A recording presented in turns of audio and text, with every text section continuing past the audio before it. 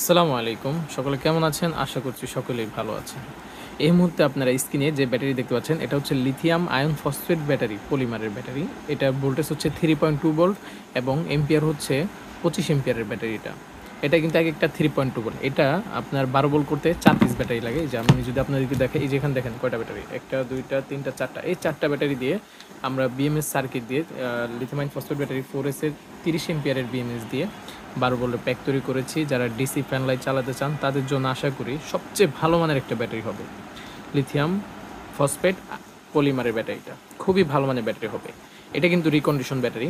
এটা আমাদের ওই যে মেশিন দেখতে পাচ্ছেন, মেশিনের মাধ্যমে আমরা যখন টেস্ট করেছি, এটার ভিতরে আপনার সেকেন্ড হ্যান্ডের ভিতরে 25 এম্পিয়ারের ভিতরে আমরা 22 থেকে 23 এম্পিয়ার মতো পেয়েছি। মানে কন্ডিশনটা খুবই ভালো মানের।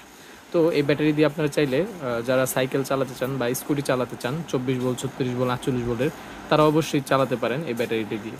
বা ডিসি ফ্যান লাইটও আপনারা চালাতে পারবেন।